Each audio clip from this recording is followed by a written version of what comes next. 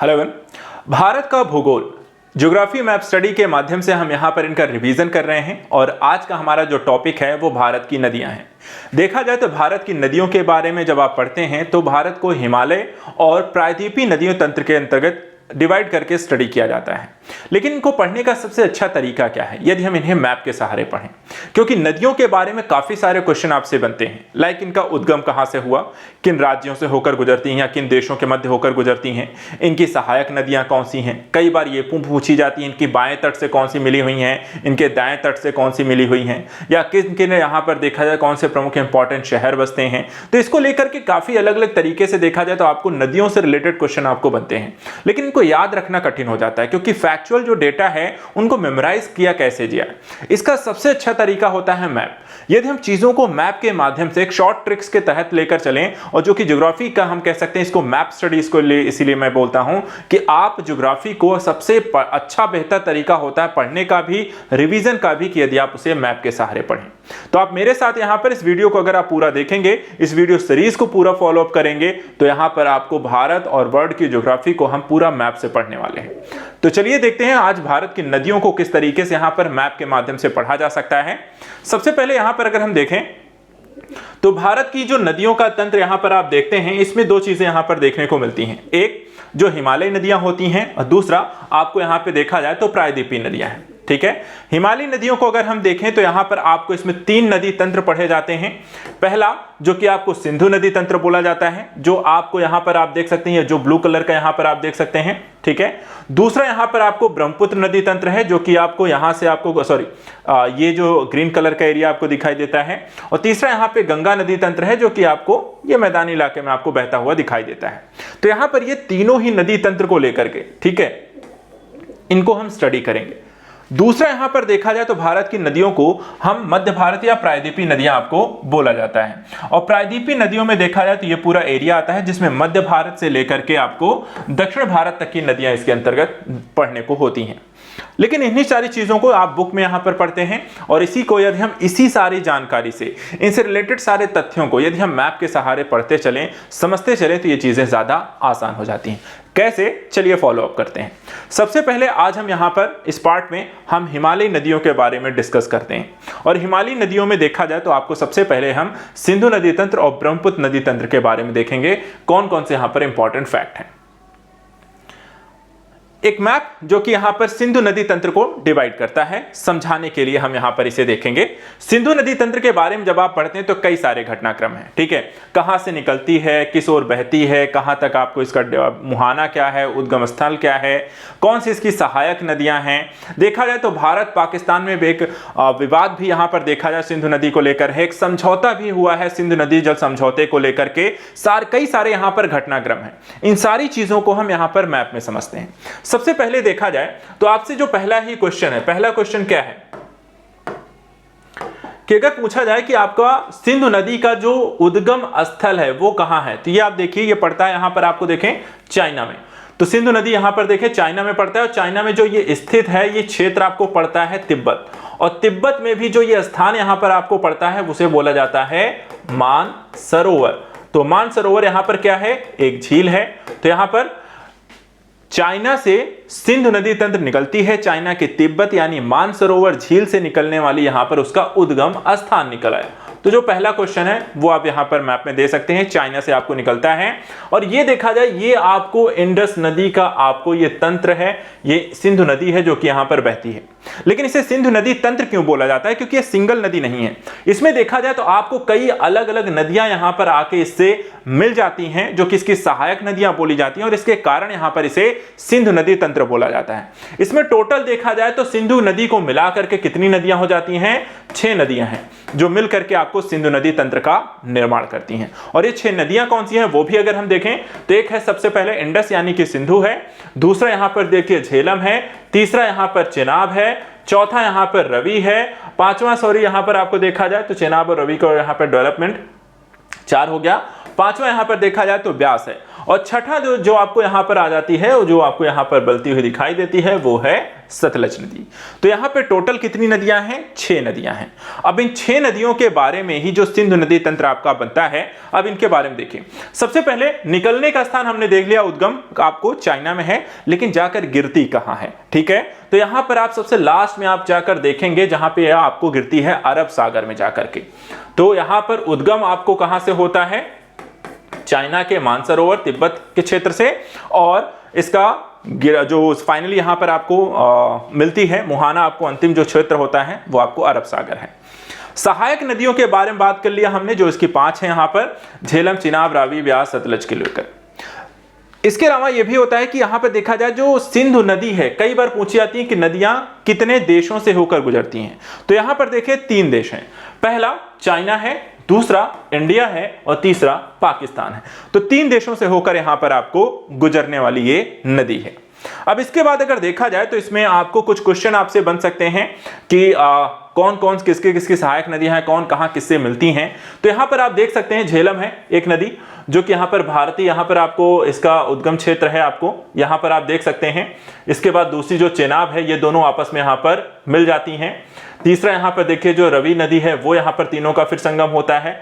फिर यहां पर ब्यास है, जो कि सतलज में मिलती है, और सतलज फिर आगे चल के रवि के साथ मिलती है, और रवि आगे चल के फिर बाकी अन्य नदियों के साथ मिलकर के यहां पे पूरा ये सिंधु नदी तंत्र का यहां पर डेवलपमेंट हो जाती है। तो इस तरीके से आपको अगर पूछा जाए कि यहां पर सिंधु नदी तंत्र, तो इसमें देखा जाए तो 2 नदियां जो हैं तिब्बत से आती हैं। कौन कौन सी हैं? एक आप यहां पर देख सकते हैं सतलज हो गई, दूसरी यहां पर सिंधु हो गई। तो 6 नदियों में 2 का उद्गम स्थल चाइना में है, तिब्बत में। बाकी जो 4 नदियां हैं वो आपको उद्गम स्थल आपको कहां पे है? भारत में। तो ये भी एक फैक्ट आपको इसमें ध्यान रखना है। अब यहां पर देखा जाए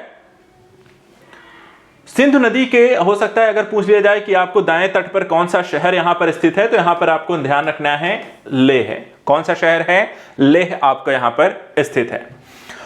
इसके बाद देखा जाए तो ये 6 नदियां हैं जो भारत और पाकिस्तान में देखा जाए तो ज्यादातर आपको डिवाइडेड हैं। इनको लेकर के एक विवाद हुआ, और उस विवाद के पश्चात देखा जाए तो आगे चल करके यहां पर एक सिंधु नदी जल समझौता किया गया, और इस सिंधु नदी जल समझौते के माध्यम से इसको डिवाइड कर दिया गया दोनों देशों में 3-3 नदियों के तौर पर।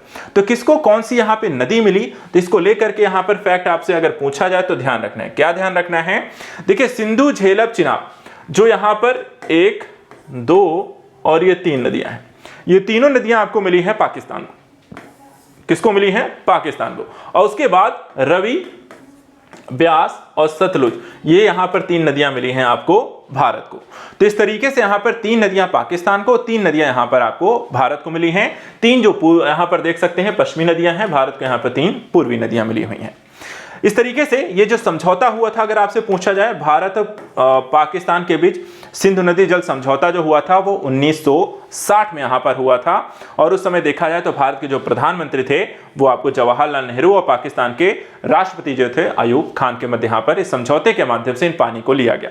अब इस पानी को लेकर भी यहां पर देखा जाए तो हाल फिलहाल विवाद चलता रहता है, जहां भारत इनके पानी के प्रयोग को लेकर के यहां पर पाकिस्तान के साथ यहां पर इसके वापस से इस ट्रीट को या संधि को वापस से नए सिरे से देखना चाह रहा है। और पाकिस्तान यहां पर कई बार भारत का विरोध भी करता है, क्योंकि लगातार देखा जाए इसमें कई सारे बांधों को बनाए जाने का एक निर्णय लिया जाता रहा है, और उसके कारण भारत और पाकिस्तान के मध्य सिंधु नदी जलतंत्र को लेकर एक विवाद होता है।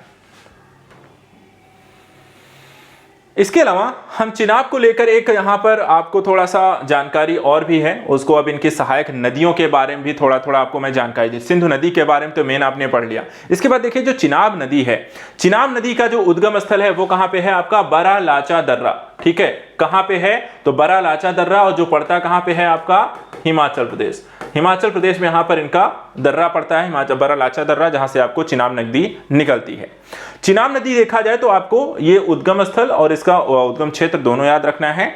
इसके बाद तिब्बत देखा है, चिनाब नदी को यहां पर चंद्रभागा नदी के नाम से भी यहां पर जानते हैं, चंद्रभागा नदी के नाम से भी जाना जाता है। और चिनाब जो है वो आपकी सिंधु की सहायक नदी भी है। चिनाब को चंद्रभागा यहां पर इसलिए कहा जाता है कि चंद्रभागा जो है यहां पे 2 नदियां था, चंद्र और भागा, दोनों नदियों के मिलकर से यहां पर बना है चंद्रभागा। ये आप देख सकते हैं, एक यहाँ पर है चंद्र, दूसरा है यहाँ पे भागा, जो आगे चल करके यहाँ पर संयुक्त हो जाती है जिसे चंद्रभागा कहते हैं, और इसी चंद्रभागा को आगे चल करके यहाँ पर हम चिनाब कहते हैं। तो चंद्रभागा या चिनाब अगर आपको नाम आए तो दोनों ही यहाँ पर सेम नदी हैं, जो आपके बड़ा राचा दर्रा हिमाचल प्रदेश से निकलती हुई दिखाई देती हैं। इसके बाद अन्य नदियों के बारे में ऐसी ही जो जानकारी है वो यहाँ पर एक रिवीजन के तौर पर हमने एक डायग्राम यहाँ पर भी यूज कर लिया है, एक टेबल बना ली है, और इस टेबल के माध्यम से इसको मैं आपका रिवीजन करा देता हूं। मैप के माध्यम से भी हमने देख लिया, अब साथ ही साथ अगर टेबल के माध्यम से भी पढ़ना हो तो आसानी से रिवीजन आप कर सकते हैं। देखिए, पहली है सिंधु नदी, कहां से निकली? मानसरोवर झील से, सिंगी खंबन हिमनद से आपको निकलती है।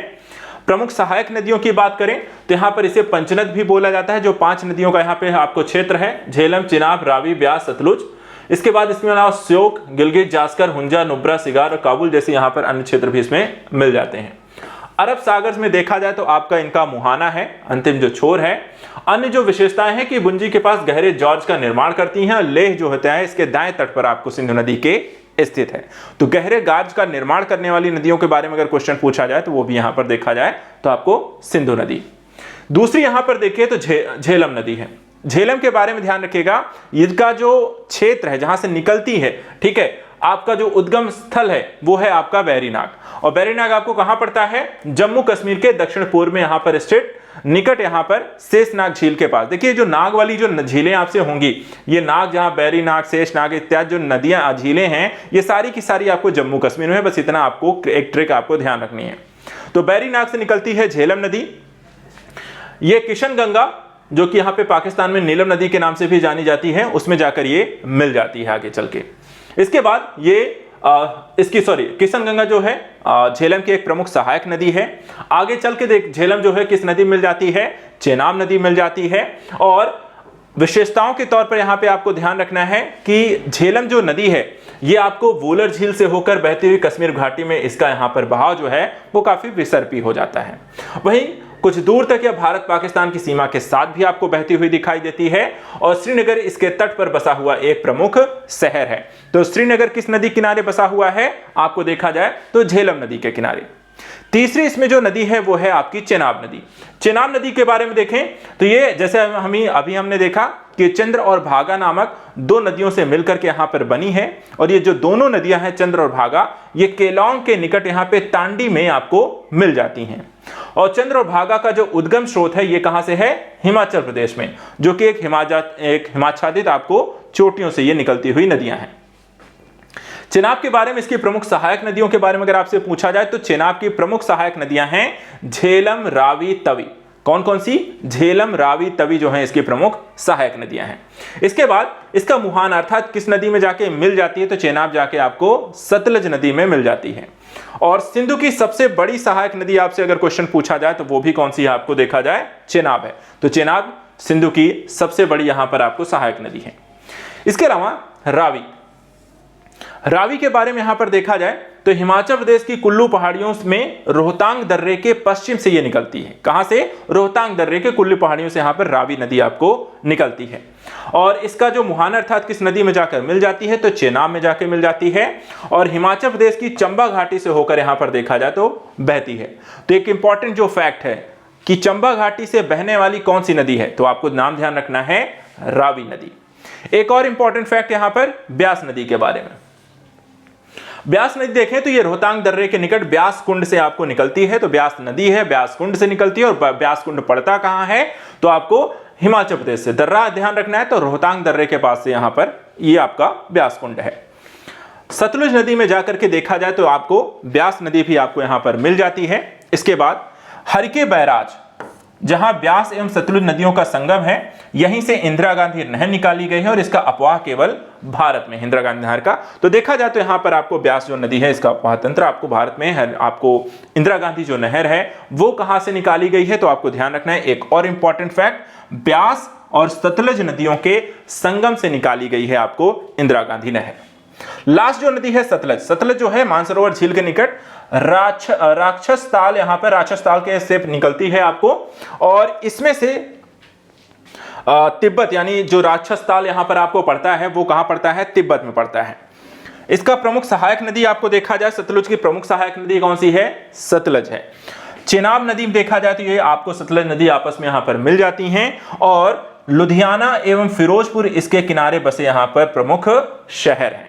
तो ये आपको जितने भी आपको फैक्ट हैं इन नदियों से रिलेटेड, जो आपको सिंधु नदी तंत्र का जो मुद्दा है उनसे रिलेटेड आपको जो नदियां हैं उनकी सहायक नदियां और उनसे जुड़े यहां पर कुछ इंपॉर्टेंट फैक्ट को हमने देख लिया। इसके बाद इसी में देखा जाए तो सिंधु नदी के साथ साथ दूसरी जो प्रमुख नदी इसमें